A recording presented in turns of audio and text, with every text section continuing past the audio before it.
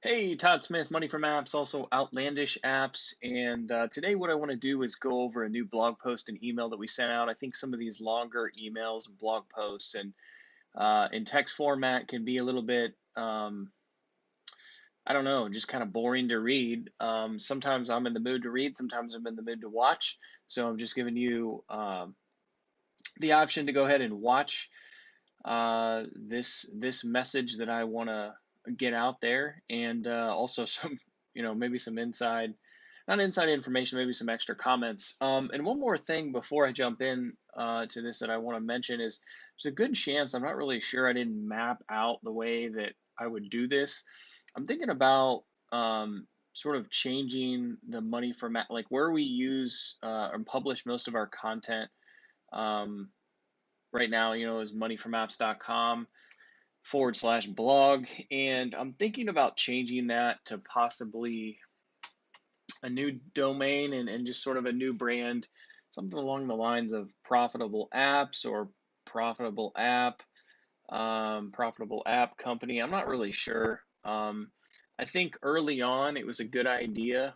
We bought this website and business from the previous owners, and they had a really good idea what they wanted to do in the positioning. Money from apps back in the day was a lot about reskinning and less really about providing extra value and trying to build a brand. I really like the idea now of positioning this type of a business of more marketing based than just about the money, more branding. So it's like a profitable app. I mean, profitable app is still talking about the money, but I think it's a little bit more authentic than just money from apps. How do you make money from apps? It's like, well, how do you get a profitable app? How do you create a brand? So who knows? We'll see how that goes. I haven't really thought about it too much. Just wanted to mention that. So what we have on the screen here says when a million downloads still equals failure. So in my younger years, I made a group of apps that just got over a million downloads, but still flopped. At the time, I was telling a buddy about it over beer, so it was pretty funny because back when this happened, probably 2012, 13-ish, um, not very many people were publishing app, at least in my circle. I mean, I was like, whoa, Todd publishes apps, and no one really knows what that means. They've probably heard stories. They don't really even think about, is your app free? Is it paid? So when you say something, when they ask you a question and say, hey, how's it going? It's like, well, we're about to have a million downloads, but we're failing. We're unprofitable. We're in the red. We're in debt. This project is not good. Um, they assume it's a 99-cent app or something. It's like, wow, man, you have $1 million. You're buying the beers. Well, it just wasn't the case. It was a free app. It wasn't monetized very well, and I was chasing my tail, trying to do a lot of different things. But let's move on a little bit. So, of course, I'm like, yeah, maybe you can buy the beers. So it was about 4 months of work, spent thousands in development and design. 6 months later, barely $600 in revenue. It was a bad half a year. It was a bad year for apps. At least, I mean, we were just getting started. So, I mean, you have to fail a little bit, I think, to learn. And believe me, we failed.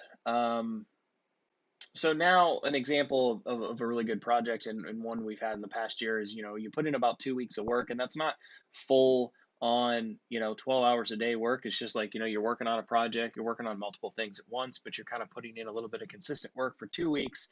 And 72 hours into the app launch, um, we're at $4,189. And we were in the black fairly quickly because that app, the expenses were very, very low. So, the tactics you should use that don't work. So we're going to get into a little bit. So you may have a similar story where you put a lot of resources into an app that didn't work out. So whether it was created from scratch, a template, um, and it didn't quite hit as much as you thought it would. I feel like when you're in the moment of creating something that you're really passionate about or you really think is going to make you a lot of money, you think other people are passionate about, there's just like no doubt in your mind that it's just going to be I mean, this is going to be your breaking out point. This is going to be the thing, the next thing, your thing. I mean, I don't know who works on things they think are going to fail. I get that you have to be confident, but It's just kind of funny the delusion we all have in the moment.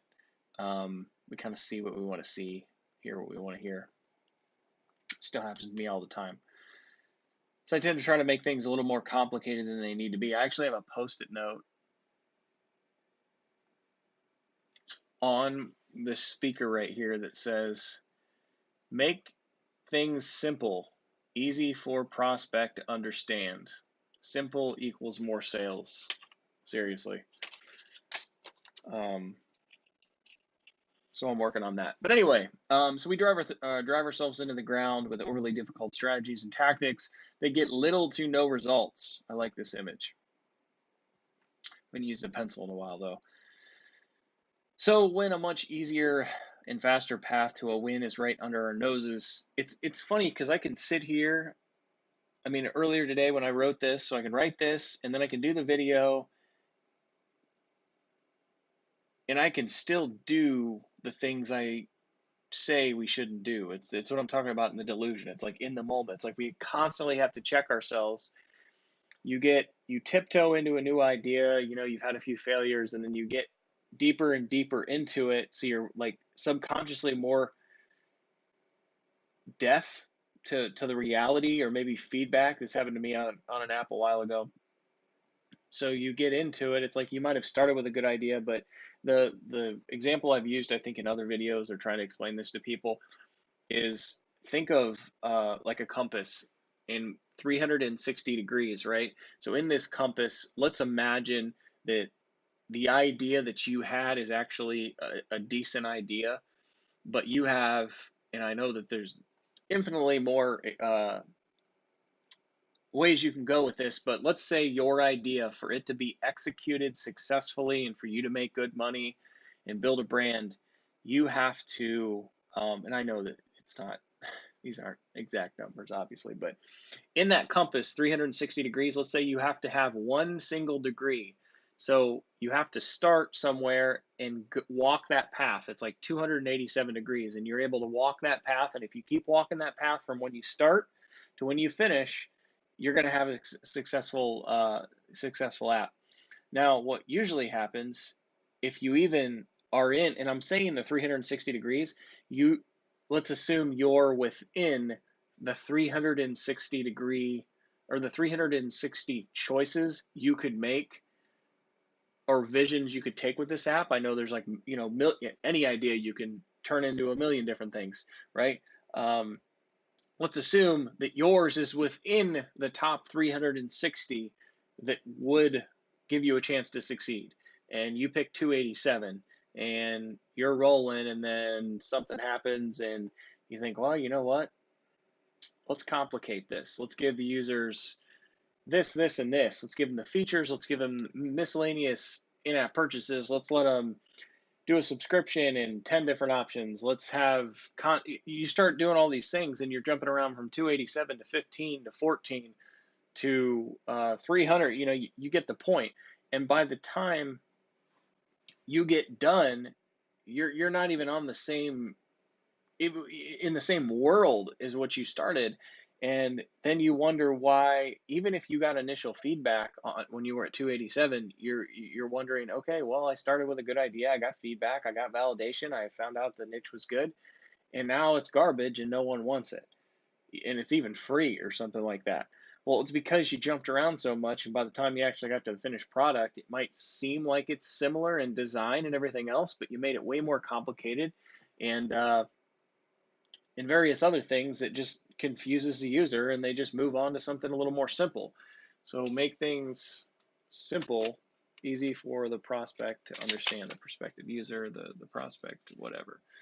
The example that I mentioned using that sort of visual, I think a few weeks ago, is I didn't even say you jumped around on the compass. I said if it was 287 where you started, and you actually somehow picked the exact path you had to go to success, the idea was good, that maybe you did like really thorough research, maybe you had a team, maybe you're an expert, and you started at 287, the degrees, and you followed that thing straight, and you got to the end, and you have a successful app and a brand, and it's all good. Well, let's say you're really, really, really, really, really good but you started at 287 and you veered off a little bit, and now you're going at 286 degrees. It was kind of funny. It's like if you're standing right beside somebody on a compass you actually do in real life. You draw a small like 10-foot circle, and you mark off every single degree, and you're standing next to the guy. You actually wouldn't even be able to stand next to your friend or something like that because you'd be so close. 286 and 287. But when you guys start walking, 50, 100 feet, a mile down the road, taking your exact degree, he's at 286, you're at 287. See how far away you are, in a few miles or 100 miles or something. So it's real easy to get off track, just like I did a little bit on that. No, I wanted to share that because it's really simple or really easy to get off track. So we recently asked 112 app developers to share one development or marketing path they tried that didn't work. So here's some of my favorites. I tried Facebook ads for one of my apps and ended up getting a few installs for 19 bucks. So we've actually got installs at $25, and I'm sure even higher on some campaigns. In fact, some campaigns, well, yeah, they have been higher. So let's say you do like $5 campaigns or something, and you let them go for a week, and you pay, 5 or 10 bucks a day, who knows, and you get 0 installs. So I don't even know what that would be, but you spend $40 or $50 and it hasn't even got an install yet. So I mean, we've had those when you're getting when you try to make things complicated and you're going for different targeting and interests and things like that. So we've been a big supporter the last 2 or 3 years with Facebook ads. We've had good success. We've had some failures. When I say something like I'm going to say below that sort of makes it sound like you shouldn't do Facebook ads, it's more so that I don't think the average person that's trying to pull all these resources together in today's market of design, monetization, including pricing, content, uh, your actual your code or your template, and trying to just still come up with the right set of skills to be able to then monetize it with Facebook. What I'm trying to say is I think there's a lot of things, moving pieces these days, of just trying to get your app created, let alone trying to master Facebook ads. I mean, there's people out there that have millions in ad spend and they still screw up, I'm sure, every day. Um, so and we've spent a lot of money with ads as well. And like I said, we've had success, and we've had with successes, and we've had failures. I think that starting out, it's a lot easier to build, and I'm going to get into this in a second, to build a little bit more uh, genuine interest in your app up front without having to pay to get it in front of people and then using copy to sort of convince them. So what I'm saying is like starting at the beginning and finding a group of people that actually want something and then creating that for them. And once you create it for them, you can, along the way, you're actually going to get that real feedback. And by the time you have it live and have, your first few hundred users or 1,000 users or whatever it is, you can make a few changes, and by the time you choose to go pay for traffic or do these partnerships, it's already going to convert, and you're not burning money to try to find out who your user is or the things that you need to change. If you have an unlimited budget, I would definitely use that to my advantage and use a lot of the different paid methods to get feedback quicker. But for the average person, including us, with most projects, we'll set a budget, and I'm not going to spend 10 grand in ads before I can even think about being profitable. It's just not going to happen. I would rather spend a little more time and build up a general following, and then when we launch, because we're building up that following, even if we don't crush it, that it's free. It's free to build up that following. You're using a little bit of your time and your resources, but it's free, and those people are going to help you make the app better. And by the time, like I said, you want to get into the paid stuff and the complicated stuff, you're going to be in a much better spot. So it's not that I don't think that it can work, because I know a lot of people that have had good success. The problem not only of getting it set up initially, which a lot of people can get past um, with like a basic course or like a tutorial. It's keeping them profitable. Um, that can be a challenge. So another one, I tried to rank for top keywords related to my app by updating and tracking these regularly. My downloads actually went down. So I used to try to get into ASO more so a few years ago, all the different tools out there. And in a nutshell, and I'm going to talk, actually, I'm just going to, I'm going to read these and then I actually get into a little bit of explanation down here. So we'll come back to that. As far as keywords, ASO. Another one, I made an emoji app, and the time it was live, there was 5 others just like it, especially probably a year ago when everybody was doing it. It's settled down a bit now, and I totally get it. So we'll talk about that. Actually, I don't talk about that below. So all this is, all I want to say about this is, if you're going to go with an emoji app and you're going to pick a popular niche, which I think you should probably, there's tons of them out there that haven't been tapped into. I don't think you need to pick like, golden retrievers.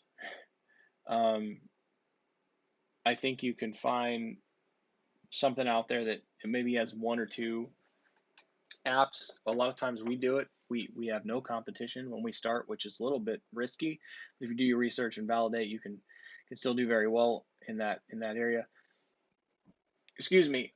But my comment here is, even if you use a popular niche and there are 5 like it, I mean, when we use our emoji builder template now to release a new app, I know that there's a handful of apps in the store, only a handful of apps in the store that are using it. So I know that if there's 5 apps out there using traditional emojis in a niche, I can go in and publish one with the emoji builder using all the accessories and use all the things that those apps have taught me by looking at their history as good as I can, and still beat them. So when you have a good tool, you don't have to worry about this. And I would call the emoji builder a tool. A resource software as a tool there. So I've heard I need to be doing Apple search ads, so I started doing them. The conversions for my app are horrible. So we don't have a lot of experience with Apple search ads. I know that some people do very well. I think it really depends on your competition and your budget.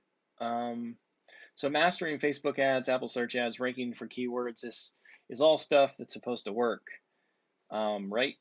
And yeah, it is supposed to work because there's people out there that are doing very well with all this stuff. Maybe not all of it for each person, but I'm saying there's people out there doing it very well, but that doesn't mean that all niches and all types of apps are going to be beneficial, be in a position to benefit from them.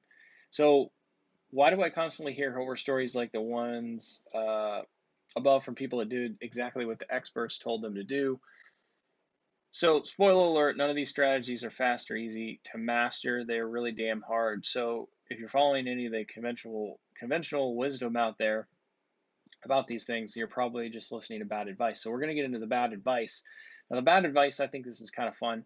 So we'll get into more of the details that I wanted to talk about up here now that we're talking about the bad advice. So bad advice number 1, just buy Facebook ads. All you got to do is Facebook ads. All you have to do is write a few ads, spend $100, and you're raking in thousands a day.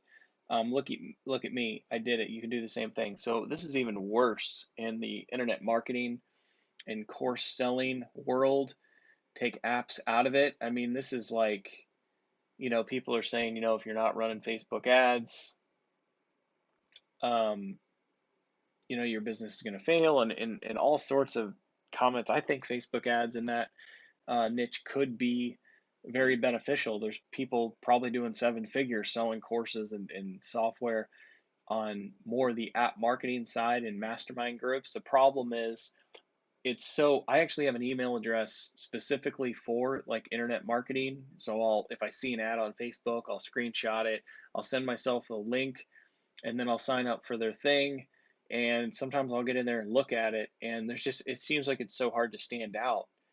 There's a few people I kind of look at now sometimes for some inspiration, and they have good stuff. But the thing you have to watch out for, I love this one, is and it sometimes it messes with my head when you think about it. So try to follow me here. Maybe I'm just being a simpleton in this area, but you will see somebody selling. This is internet marketing, in the internet marketing and course world.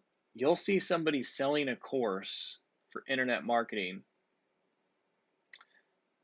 They'll use their so they're going to tell you how to use ads and all these different things to generate leads that you're then going to sell your leads a course or a membership site or something. So this is a expert that's going to sell you a course on how to sell courses,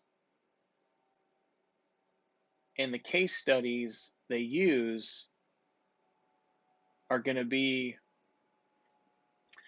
the results of the conversions of trying to sell marketing advice to marketers. Now, I don't know why I have trouble even saying that, but what I'm trying to say is when you look at the numbers, we're talking about like subscriber rates, sales rates, conversions, their overall revenue. We're going to get impressed by this, but we're talking about revenue that they've generated selling the thing they're trying to sell you to other marketers.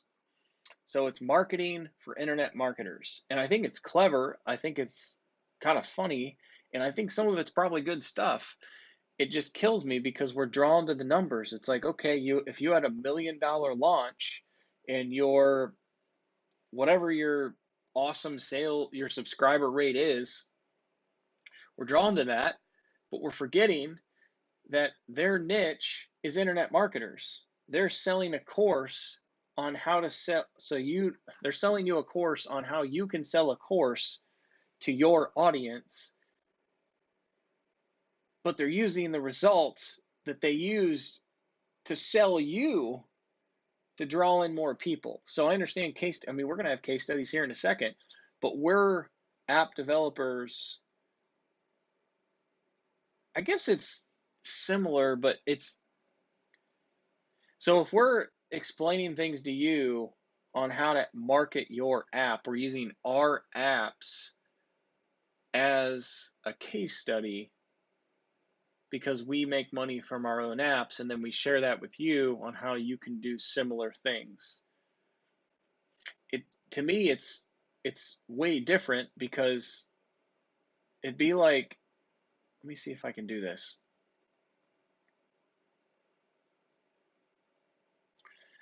If I was doing a video right now and I was selling you, I don't even know why I'm telling you this because you're probably bored with it, but if we're going to sell a course on how to market your apps, right? Yeah, here we go. So if I was going to, if it was it'd be like this on the marketing level. I am going to sell you a course on how to market your apps. And then in the sales page, the figures that I am going to tantalize you with are going to be the conversions that I got from selling other app developers my course on how to market apps. Do you see what it's like you're using the thing, you're using the numbers of the thing you're selling to sell other people, but here's the kicker to me. The difference is, or the thing that kills me is when you're trying to explain to somebody how they can get similar results. It's really hard for somebody to get similar results because the internet marketing world of the internet is huge. So these people can do like $1 million launches and multi-million dollar launches, and people with hardly any experience can do 6-figure launches. But when you sell somebody a course on how and that brings people in, it's like, holy shit, like what if I could do a 6-figure launch on that? But what if their specialty is how to tune a certain brand of guitars? Like maybe that is a big market, maybe that's a bad example. What I'm saying is that guy is probably not going to be able to do the same thing, and you're tantalizing them with these numbers because your numbers are reflected on a market that's huge, and you're already selling something. You're selling marketing advice to a market. I don't even know why I'm spending time talking about it. It's just funny. It's like you're selling marketing products to other marketers that are going to market to sell their stuff to the end user. It's just, I don't know. It's just wild to me. Anyway, we're going to move on. So we spend tens of thousands of dollars on Facebook app install campaigns to learn the ins and outs for us, and even then, it's always changing. So sure, we've had profitable campaigns, and I've talked about this, but we've also had expensive installs, and it's really hard to get them to work consistently. So bad advice too: target all the best keywords and try to rank number one. So I definitely have to talk about this, and I know there's people out there that are way more knowledgeable than me on this, but I'm going to give you, just like this whole video, I'm going to give you my perspective on the average person. This isn't like somebody that's out there that's killing it with ASO. They run an agency, they bring clients in, and that's all they do. They bring your app in, or they bring your idea and your app gets feed. I mean, we're not talking about that. We're talking about the average person. We're talking about the indie app developer that has an idea for an emoji app or a game or something like that, and they see all this stuff and all the results that people can do with ASO, and they think that they can do it too. And I don't think it's as simple for the average person. And I'm talking about me as well, that we don't even really mess with it too much. And I'll tell you why. So if you're a world-class marketer and ASO wizard, targeting the hot keywords could be a good idea. Most times targeting top keywords without actually getting significant downloads won't get you big magic results. It's pretty wordy. And I knew I wanted to say more about this, but I didn't want to get complicated in the text. What I mean by that is, like, when you go out and let's say you're doing a game that's a small version of a game that is making millions of dollars and getting millions of downloads, and you know that if you try to at least back in the day, it's like if you get a keyword related to that app, and maybe it's in their name, or maybe it's just something like, it's kind of like the no, I don't even want to talk about that. Never mind. The problem is you're chasing a keyword that's associated with their app or their type of app, but they're getting millions of dollars. It's like they're getting tagged with that keyword, and with the downloads, they're being, I feel like in the algorithm, they're going to be authenticated with that keyword. So it's almost, to me, it seems almost impossible for you to try to chase a keyword that's ranked number one with somebody that's getting millions of downloads, because their app is associated with that keyword. It's like a branding thing. It's because people are searching for it. I think some of the top apps we try to mimic, or at least I did in the past on keywords, their keywords starting out probably were not even their keywords. Over time, they probably learned more about, what people were searching, and maybe they did know them. But what I'm saying is, whatever people are searching for to find these popular apps, these apps that millions of people know about and talk about on social media and probably have TV commercials, they're getting tagged with their app because people are using those to find the app. So when you think of keywords, instead of thinking about sort of a related, like, parallel keyword you could target that is kind of related to your app, and you're trying to go like fishing to get that keyword, it seems to me like it would be a better approach to try to find a keyword that somebody would actually search for on your app. I mean, sure, throw a few Hail Marys in there, but I don't understand how you're going to rank really well for a keyword compared to somebody getting millions of downloads, and you're getting like 100 downloads, and one person out of 100 is going to maybe use that keyword to find it. I don't think the algorithm is going to give you the weight. So I'm not saying that ASO and the keyword thing can't work and you can't monitor those with all the cool tools and you can't improve it. I'm just saying, for the average person, getting hundreds of downloads or maybe some thousands of downloads, but like to a certain level, I don't think it's going to move the needle based on the work you're going to have to do. So that's what I meant about that. And I also think it's kind of funny because if you're constantly updating your app to update the metadata, which I don't think you always had to do. I believe you still have to do that. Pretty sure. Every time you update your app these days with the compliance, and if you're on the edge of having a spammy type app, eventually you're going to get a reviewer and there's a good chance you're going to get flagged. I mean, I've done just regular updates for an app that got flagged for something that, like, if you were going to flag me for it, this is for somebody else's apps, like, why didn't we catch this 6 months ago? And it's just because it just sometimes you update a new reviewer sees something, or the compliance things change, and to get, you might not get rejected if it's already approved, but if you go in for a new update to update your keywords, the new compliance or the new thing that they make you accept might be hard to get it to that point. That might be an expensive update for you. And now that you, and I understand your old version is in the store, but if it's bad enough, I don't know. Maybe you can get into hot water. Maybe they'll remove your actual live version. But it's a lot of moving pieces for the average person to see minimal gains. I feel like you could do better.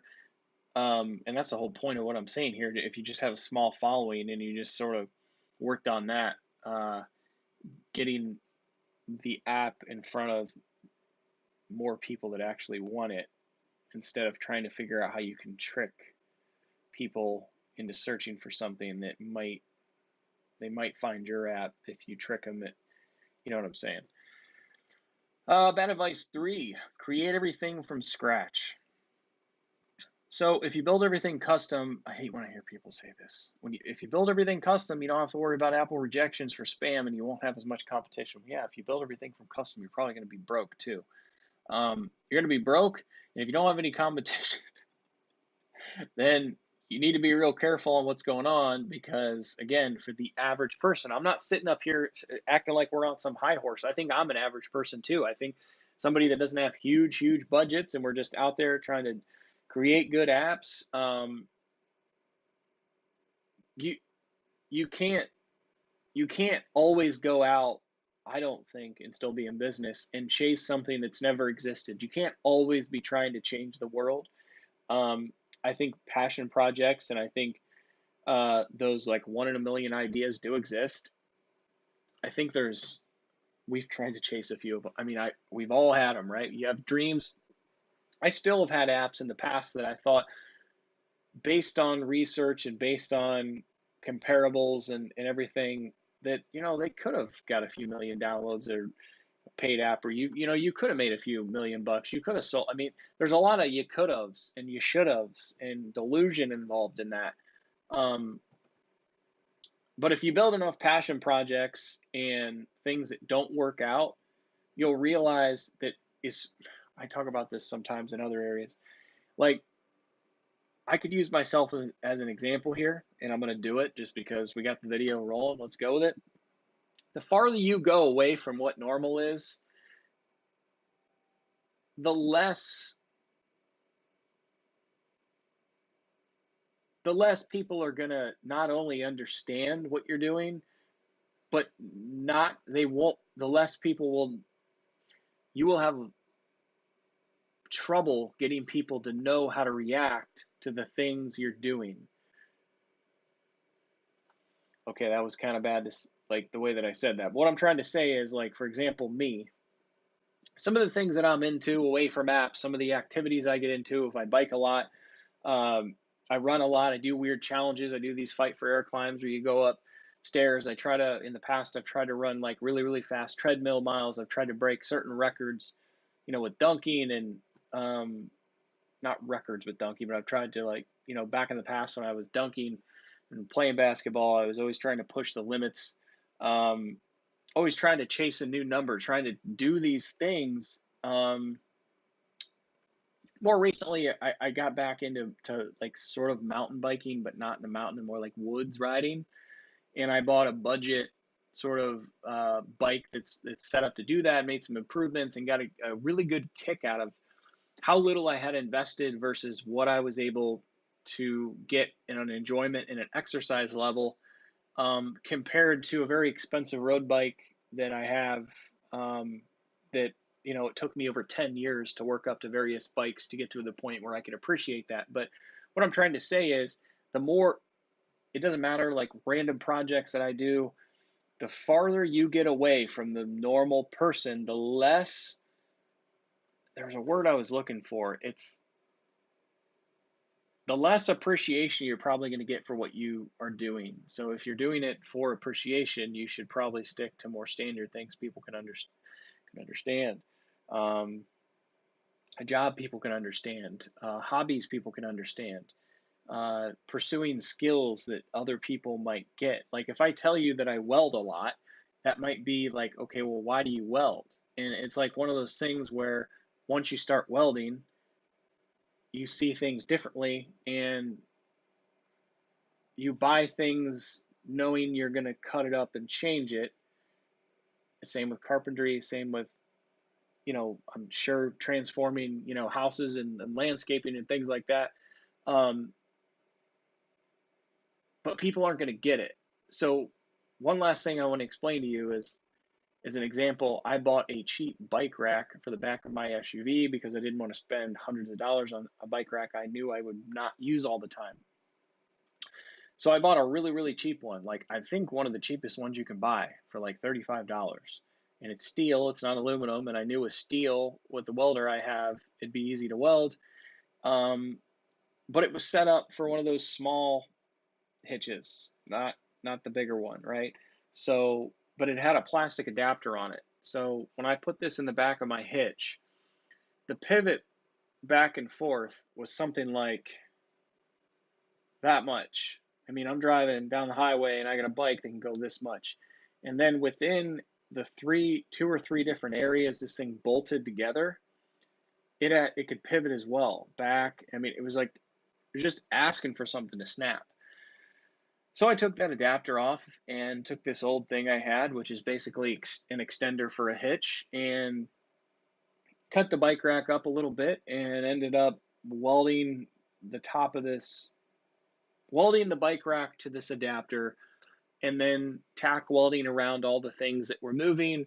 Made a few other improvements. Now I have a steel bike rack. It was like 35 bucks. I spent an hour cutting and welding on it, messing around, and throwing a coat of paint on it. And now I know that this thing will last as long as I need a bike rack. But if I try to explain that to you, you're probably like, what the hell is this guy talking about?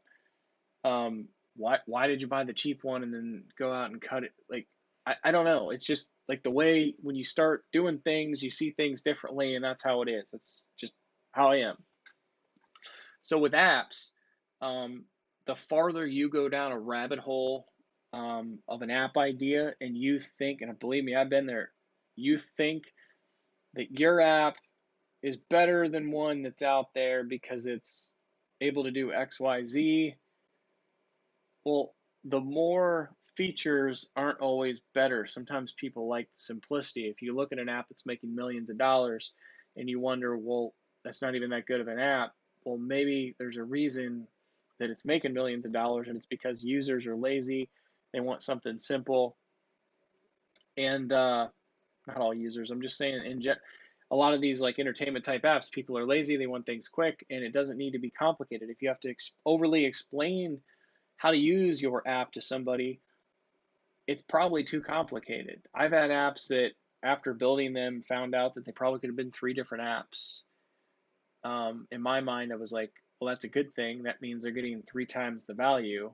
But really, it was worse because it was three times as complicated, if not more.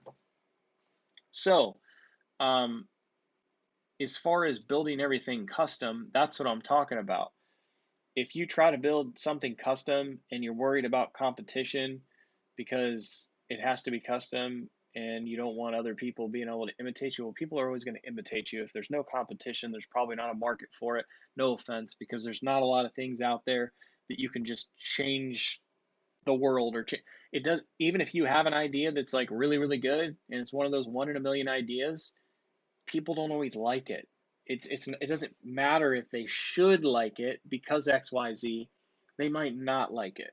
So that's why I always like laugh or kind of get half irritated when people are talking about everything has to be custom, because it doesn't.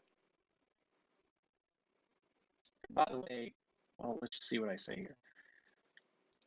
You shouldn't have to worry about this if you're actually creating some value. So if you take a well-built template that hasn't been mass sold and make it your own, create value for users, and you're ahead of 95% of what most any app developers are trying to do, just make money. Those are the people Apple is trying to stop from spamming the store. So when you just chase some money, you're going to compromise and create a lower value app. Apple can sniff these out. They probably have some algorithm, but I don't think so. Surprised they don't have a way that's searching, because you're uploading your code. I'm surprised they don't. Maybe they do. I don't know. Maybe that's doesn't seem like it though. I've never had a problem using a template, even our own. Most of the things that we do have to tweak, not always custom. Sometimes we take something, another template, and tweak it so it is a little better than the average person out there. Sometimes we have to go custom, but it's not because we think you have to. It's because it's not that it doesn't exist, it's that a corporation might own it and they make millions of dollars, and you have to build your own because the company isn't going to say, hey, here's our code, come compete with us. It's a big difference there. So let's see here, even our own. So our sample size, and this is just an example, we've published over 200 apps just on our one account, doesn't count client apps and everything else. So if you don't have any competition, there's a good chance your target market doesn't exist for the average person. So if you found yourself following some of this bad advice, you've probably been like younger me, who's busted my ass working on a project for months and spending a ton of cash to never make it back, even with almost 1 million downloads. I don't know why I said almost, because we definitely hit 1 million. I should probably edit that. I'm going to pause this and edit that. Okay, so almost, even with 1 million downloads. So it's exhausting and it burns most people out, and they never gain traction. So I believe a lot of developers die in this stage. They fail a few times and give up, especially when the whole reskin thing started to get complicated. Everybody was so used to, and including us, again, not just sitting up here on a high horse saying, we're better than anybody else, or we didn't do reskins and we didn't do a lot of casino stuff. I thought I was going to sneeze there. It just used to be easier to make the same amount of money, and then a lot of people, when it got a little harder and you couldn't do the same thing, instead of pivoting, instead of changing things, I'm going to sneeze. Oh man.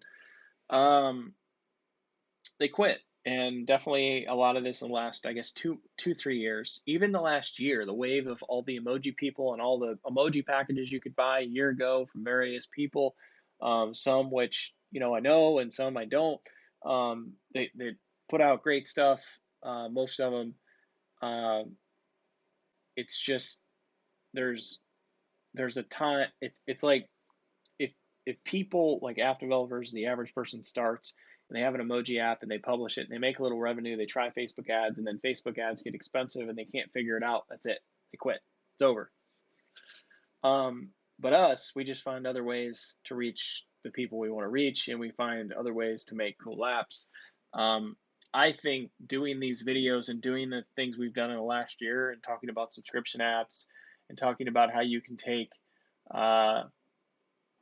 a traditional emoji app and use our emoji builder and turn it into a way cooler app, either release an update to your app that no longer was making money, or just release a your emoji 2 or something, like a 2. That's what we did on one as well. I think that's a better move, by the way. I think we can pull some of those people in that just quit, and I hope we do, because we've released the tactics and the strategies that I'm saying that don't work very well consistently. We've released things, tutorials, videos, guides, probably courses of the same stuff I'm saying is not a consistent way to run your app business. And we had to go through that to understand that for us, at least, it's better to try to build an authentic following and build off of that and then circle back to that, some of those paid options, if we need it, because we still have that base, right? So if like the Facebook ads get really hard, or a partnership doesn't work out, or something, we still have our base. And um, I think that I almost lost my thread there. Oh, um, I think that a lot of the people that quit for a while, or just did it for like a novelty, and they spent $1,000 on a course and a template, and maybe made, spent another 500 design, 1,500 in, and maybe made their money back, maybe didn't completely, or maybe did on one and didn't on another app, and they just quit.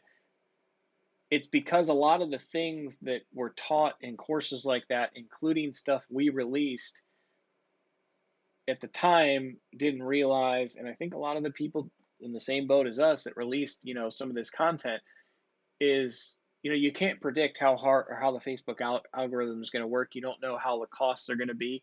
So it's just like us. We have a case study for a subscription app of a year's worth of data. I don't know that if you release a subscription app, you're going to get the same results. Obviously, you're probably not going to get. Hopefully, you have better results. Um, Same with search ads. Same with Facebook. I mean, you just don't know how good something's going to work. Not only if talking about like Facebook ads as a tactic or a strategy or something like that, or marketing, advertising, um, it really depends on the quality of the app, the demand in the niche like that you go after. Let's say, I know that there's way more than 5 in a lot of popular niches, but let's say there's 10 emoji apps in the niche you want to go after. Well, that initial shock, like the easiest way to target on Facebook, the average person is going to do the same thing, especially if they bought the same course or they're reading similar stuff. They are going to do the same things. Those being the 11th person, those other 10, the audiences they're going to target have already seen 10 other emoji apps or 10 other whatever apps, photo apps, and they're not going to get that shock value of somebody going, oh, I didn't even know emojis existed like this. Like the people that are selling or that sold sort of the results, they got some of those initial shock value moments and those results because they were first. And they were first because they were clever. And I don't mean that in a sarcastic way. I mean, they knew what they were doing. Over time, as people abuse the system, the costs can go up. So when I say that we're going to build more of a foundation and build an app for people that actually want it, I think you can get away from a lot of that stuff because you're not going to be finding these people in the same way. If we build the same similar app with similar designers and use the same tactics that 10 people before me tried to use, do you think I'm going to get the best costs? No. But if I use similar design, similar app, and use a completely different way to find people that didn't get approached by those ads, then I can get some of that shock value that the first person did. So that's all I'm going to say there. It's not as complicated. So if you ran some Facebook ad campaigns and you did okay, or you broke even, or you still lost a little money, you can do the things that we're trying to explain and trying to get people back into doing, because I think it's a little more everlasting in the fact that literally I'm just explaining to you how to find different niches that could still be out there that haven't been tapped into. And this is not just with emoji apps, this is with all types of apps. And then sort of explaining how you need to interact with these people and get into where they hang out, provide value, get feedback, build an app up that they are excited about. And when you launch, you'll see that these people are very, very excited to see it exist and will oftentimes share and spread the app as if you were running $500 a day in Facebook ads or $1,000 a day. And it's all authentic, it's all free, and it's more sustainable. So let's move on a little bit. So when we picked a passionate niche of prospective users and then built an app, they actually wanted things and actually wanted to build up an app. They actually wanted things that compounded pretty quickly. I'm pretty sure there's a spelling error there. But anyway, moving on. Yeah, I've talked about this, not the app you think that somebody should want, the app they wanted. So instead of trying to create a hit app that will please and reach the entire world by using Facebook ads, hot keywords, and a custom project, we built niche apps people actually want. And we still do that now. So what if next month you launched a paid app priced at $3.99 and hundreds of people jumped? Sorry, my lips are dry. And I don't have any water here. Jumped at the chance to download it on the first day. So this is a screenshot of one of the apps that we had, and the day one sales were 1220, and day two sales 1960. Very, very close to a 2K day. Would have been cool. And then I know from this graph, and that's why I put this over here, it's like, oh geez, yeah, and then the app dropped off the face of the earth. Okay, well, the app may have declined after the first wave of sharing it with the people that wanted to see it exist. But down here, we're still talking about $332 a day. That's a lot of money a day, especially for the average person, including us. $332 a day on your decline is pretty sweet. A $2,000 day, I don't know about you, but that's a good time. So I say, boom, instant downloads, instant revenue, even if you don't have the world's hottest app, even if your app isn't featured, even if not many people hear about your apps. It's the same thing about, I was saying, if you go down a road and a lot of people don't understand what you're doing, you're further from being able to get appreciation because people don't really understand what you're doing. You don't need to have an app all your friends, family, coworkers, and everybody around you understands or sees the value in. You need an app that people somewhere in the world find value in and are willing to pay you and happy to do it. I had to say that because I've had the same thing happen with it's like, I'll meet friends of friends or be somewhere and they're like, oh, you do apps, what's an app, what's one of your apps? And you tell them and they're like, I haven't heard of that. It's like, well, no shit, because there's millions of apps in the store and probably millions of developers. I don't even know the numbers. I kind of live in a bubble sometimes, but you show them your app and they're like, well, okay, I don't really download paid apps. And it's like, well, dude, you're not my target customer. You're not my target user. I have my own little world of people that are really happy this exists. And the first day, I wouldn't say this to them, but it's like, okay, well, the first day it made $1,900, or the second day it made $1,960. So somebody thinks it's a good time. So don't worry about the people around you necessarily. I'm telling you, they're not going to always understand it. Even if you don't get you don't get millions of downloads, think it can happen. So case study one, this is us. App we released called Burn Emoji generated $4,189 in the first 72 hours by sending one email. This is actually this app. One email to 48 email subscribers. I don't know if you have any email subscribers or this makes any sense to you, but 48 email subscribers is not a lot of email subscribers. To see numbers like this. So a few of them posted in Facebook groups, texted some family, friends, and that fueled the fire. So 48 people that were highly, highly engaged, 48 people out of the people we went and found in a niche. These are the 48 people that took the extra step after we requested, hey, if you want to hear when the app launches, do you want more information? You want to give us feedback, sign up. So this is of the hundreds or thousands of people, whatever we found, 48 of these people were pretty hardcore. So of 48 people, based on their hardcoreness, it doesn't sound good. They were able to download the app, share in Facebook groups, text people, whatever it is that they're doing to communicate, and create something like this. 48 people. It's nuts. So a few of them posted in Facebook groups, texted some family and friends, and that fueled the fire. I already read that. So case study two, another app called Emoji generated 1,547 in the first 30 days just by sharing on a small Instagram account of 300 and direct messaging some of them that requested to hear when it was live. So we built an Instagram account of 300 in a few days. I think now it's up to like 1,000, which isn't very large, obviously, but it's highly specific. So, as far as I don't even want to get into that now, but if you're still saying like, oh, I don't know how to build an Instagram account, 300 people in a few days, well, you basically just sign up, create a username that's self-explanatory, like Newfie emoji, and and you can do various Instagram profiles connected to your main one. If you don't have one, this can be your first, and from there you're essentially, we have more detailed things. We can talk about this another time, but I think it's actually in our profitable app launch or profitable app course that we're including with our emoji builder. Anybody that buys, we've had a few people that have reached out and just want the link to the course because honestly, a few of them were our first few sales a year ago for the emoji builder when we were testing this early on.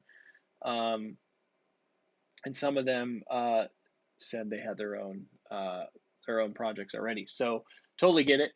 Um, but building an Instagram account, you're just searching keywords. You're finding people. We actually made a spreadsheet because I wasn't just flying uh, in there blind. I would find, let's say for like Newfie emoji for Newfoundland dogs, I would find the top keywords. Then I would go out and search these keywords. I would see the top people in that space that had the most followers. I would follow them. Then I would see the people that followed them and commented, and I would just start to follow these like the most engaged people of the already engaged. And over time, you get follows back, and then you can also unfollow people that don't follow you, so you can keep it going. And before you know it, you're a person like you're sharing posts and you're sharing the hashtags, and before you know it, you're like an authority in that uh, marketplace, even with not a lot of followers, because you have a lot of people following and liking, commenting what you're doing. So it's not hard. Case study 3, we tested an idea of selling car window stickers based off popular emojis within an app to a small list of 50 and generated over 300 the first day. So I haven't really talked about this. I don't know why. It's like if I'm saving this for something, but I can get into more of the numbers later, but it's pretty simple. We took some of the popular emojis in an emoji app, like I said. We have the large PNGs and the AI files already from the designer because we own those files. We got on some popular websites, found the best price for window stickers, ordered some samples, set them down on my desk here, and took some pictures and made, I don't even know how I did it. I think the first time I did it, I didn't even have a sales page. I didn't have a custom checkout. I just got on PayPal, and I think if you have a PayPal business account, which is super easy, I think, to get, I don't know, we've had one for a long time, and it lets you create like a product, and you can post. I'll tell you what I think we did. We embedded a checkout button somewhere, like on one of our websites or something. But there's actually, I just found a new. If you have a question about how to host something like that without paying a bunch of money every month, email me, support@moneyfromapps.com, because we just had somebody that was going to do that too, and we finally, after a lot of research, found a service that's $0 a month, which most of them are at least like 15 to 19 bucks a month to have a simple product page.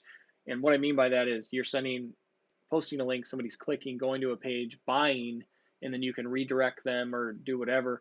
There's one that's free, and it seems to be pretty good. So this is a physical product version of this. In case study 4, we launched a free app with subscription options and generated an average revenue per user of $551 after 12 months. So who knows how much this excites you, but $5.51 after 12 months.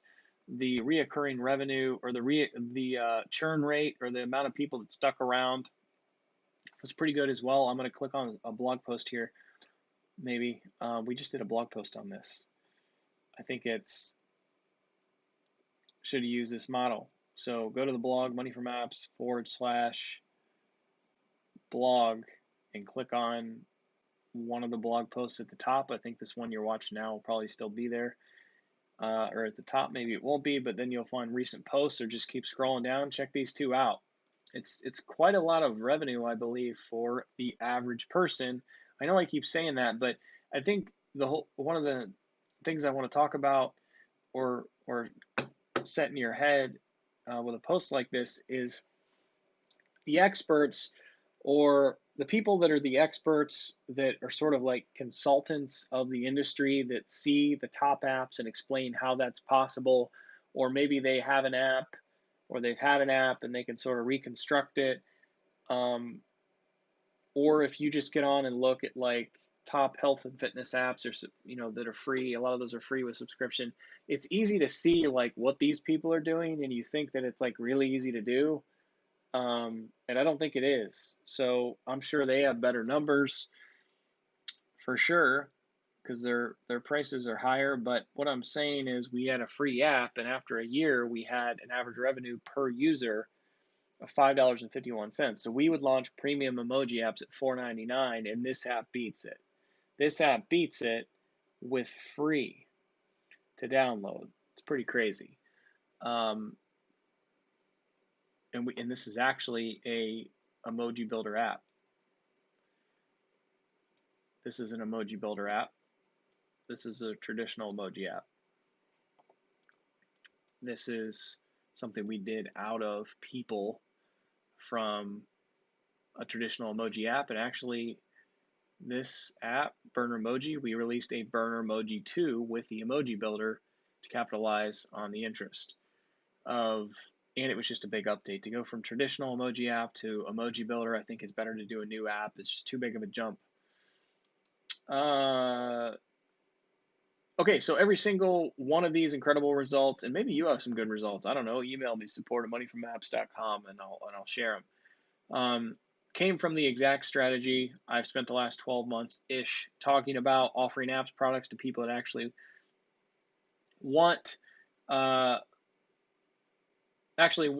should probably have something here, but actually want through your channels before messing with ads, promotion, partnerships, influencers. If you start with a decent and simple base, all those other things can work much, much easier, even if you actually end up needing them.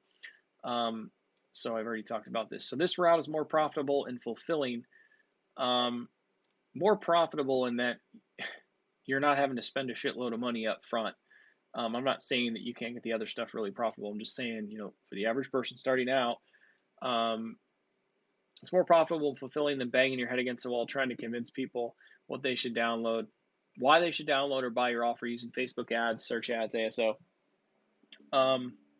So just reiterating this, the average person, it doesn't matter if you have 10 apps, this is your first app, or you have 100 apps, the market's always changing. You're having, like me, most people, when I say we have a team, we have other people that help, that specialize in things, but it's not like a huge corporate thing where we have like huge departments and endless amounts of people that can do all the, experts. So you wear a lot of hats. That's what people do when you have small businesses. A lot of times to keep costs down, starting out, and even for a long time to keep things lean. So, and I'm sorry I keep licking my lips, but I'm really thirsty and I don't want to get up because I want to finish what I'm saying so I don't lose whatever it is that I'm doing here. So what I'm saying is you have to research, find the way you want to build the app, find a designer. You have all these things you're putting together just to get the app to exist. Now you have to promote it. Now you have to try to figure out, okay, well, Facebook ads, should we do influencer marketing? What about just like a basic partnership, or should we do search ads? Should we hire an ASO expert? Should we do like content marketing or like SEO on the website to drive traffic? Should we do some sort of a partnership with a big app and run ads and do cross promotions? It's a lot of shit to figure out. And a lot of those things we haven't even done. But what I do know is a lot of times I am a builder, I'm a product guy. I've explained to you, even outside of computers, I can do carpentry, I can weld. I build my own bikes up, I buy parts and just the frame and I assemble things and the software. I love to build software. I love to do things like that. I'm a builder, so I'm a product guy. And a lot of times just getting the product the way that I want to get it is hard enough on the app side, and having to try to figure out 18 different things after I get it built can be overwhelming. And a lot of times I compromise and don't put what I should with money, resources, and just my time into properly promoting some of these apps. Um,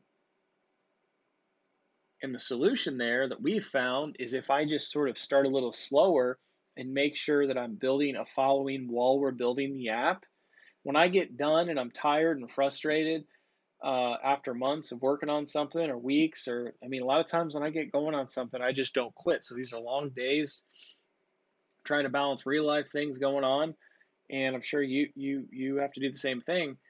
I I find that at the end, I still have something that I can sort of launch and do pretty good with, and then move on to the more complicated things if we need to. And maybe you can relate to that, because I'm telling you, if you have to do it all or most of it, it could be tough to do them all good enough to be profitable. There we go. Um, So it's allowing you to instantly put a brand, your app, and any other offers in front of a warm audience because it's your audience. They're primed because they know you and they've been sort of cheering you on while you've been building it and getting feedback. Um, so you don't want to put your head down for months creating something no one's going to want. So using this marketing approach um, works for all types of apps. So emoji apps, photo apps, games, utility apps, even physical products. You sell the window stickers. And we have a new product offering we've been doing recently that's not a physical product. It's more of a electronic product, not like a stereo, but I mean like something else. And not like an electronic piece of hardware. I'm saying we've been experimenting with a different product with our app users, and it's going pretty well. I'll throw out one number, and the only number would be, it might not mean anything to you, is like the average cart value we're getting. Well, I could just say like the average sales value of somebody once they buy is about $28. So when we talked about $5.51 of the subscription app, we're taking somebody in an app that's already paid to be in the app and selling them on some other things. And once you get through the, how many people see it, how many people click, how many people buy, $28 is quite a bit, especially for a product that doesn't. It's not even a physical product, so the overhead or the margins are pretty good. I have something in my throat here. I want to pause this. Okay, so this week I'm going to give you a deeper look into how this actually works, assuring we make an app people want and will actually download when it goes live. So if you're not already subscribed to our email newsletter, which I think most of you probably are, make sure you submarine apparently below so you don't miss it. Or you could keep pounding your head against the wall, trying tactics that don't work. So you can click here to join the newsletter. You can click this image. You can click here. I don't know why I have 3 options for you, but subscribe to the newsletter. And also subscribe to the YouTube channel. So I haven't really talked about that, but if you're watching this video within the blog post, I'll probably put it at the top. You can like hit the arrow to go to YouTube. So watch it on YouTube, like it if you like the video, and subscribe to the channel. I think we have not a lot of subscribers, 45 subscribers, but hey, 45 subscribers, the people are really into what we're talking about. That's not bad. Remember I said I launched, I know it was on the app side, but launched an app that was to 48 subscribers, wherever it is. And let's see, where'd it go? 48 email subscribers generated $4,189 in app downloads. I bet you with 45 email subscribers or 45 YouTube subscribers that are actually into what we're talking about, we can generate more than that in template sales and services. We have some people we're working with right now that, we do a few different things here, depending on who sort of where the lead comes from and the history there. So we do things like we sell the templates and we have designers. We can do all the artwork and we have developers and we can implement everything we create. We can upload the apps and we can create things from scratch. If it's from scratch and it's more kind of like your own idea, I'm partnered with somebody on a development shop that we run. So that's that side of it. If you're more doing something on a template like that we're talking about here, that's sort of a thing I've had before. So if you want to use the emoji builder or learn more about the profitable app launch course and don't want to wait for another video, just email me, Todd Smith, and the email is support@moneyfromapps.com. I think I'm squinting right now. I don't know why my mouth is dry. Screen's bright. It's really cloudy out. I don't really know. But yeah, let me know because we're doing projects on both sides of that right now. We have actually we have two custom projects we're doing in the development shop, and we have a few small things I'm doing privately that have been going on for a long time that are they just keep going. And then some new leads that are coming in. And then we also have some previous customers with the development shop that are looking to possibly upgrade their emoji apps and other projects with something new like what I'm talking about right now. So it's really exciting. I hope we can bring some app developers back from sort of giving up, because if I was sitting here and I was saying, okay, man, you got to get back in the game, you quit, or your app downloads or steady, or I'm sorry, declining, or they're just like really bad, you're making like $1 a day or something, and I'm sitting here selling you on the new tactic, like what you got to do is you got to get on Snapchat ads, and you'll spend $10 in ads and get like $500 in revenue a day. We can come back to that in a second. But my example, it's not that Snapchat ads are the thing to do. I'm saying if I was a new thing, hey, come back. I mean, it is good to come back for a new opportunity. A new opportunity can be fast revenue. It can be fast success. But what I'm trying to explain to you is that I don't have a new tactic, trick, magic, whatever. I just have a general way of building something that people actually want. And it doesn't have to be apps. It can be courses. It can be physical products. It can be services. We're finding out. We're sort of starting with your idea, or we show you, if you don't have an idea, we show you how to go out and kind of see what people are interested in. And you take a look at what's working, and you go out and you're finding a group of people that want something. And from there, you're going to get more information and dig a little deeper and find out what they really want rather than what they say they want or you think they should want. So you find out what they really want, and then you just sort of work with them and create it and keep them involved along the way, find a good pricing structure, build a relationship. And when you launch, these people are happy to buy. Not all of them. I mean, it's a numbers game. They're happy to buy.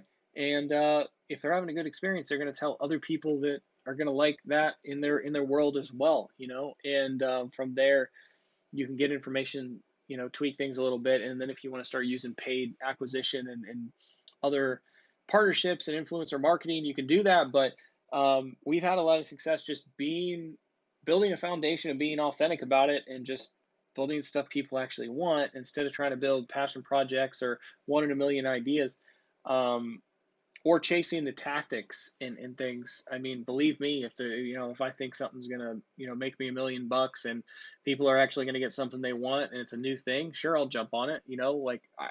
Great, but I don't think that's a way to run a business and count on revenue. As far as Snapchat ads go, I think I did sign up like 2 months ago and I ran like $100 in ads. I don't think we had everything set up correctly. I think we got some installs, but I don't think the targeting was what we thought it would be. It's not like Facebook. It's a little more generalized. I don't think our app was really a good fit, that specific app. I'm not saying apps can't work. I don't think it was a good fit what we're trying to do.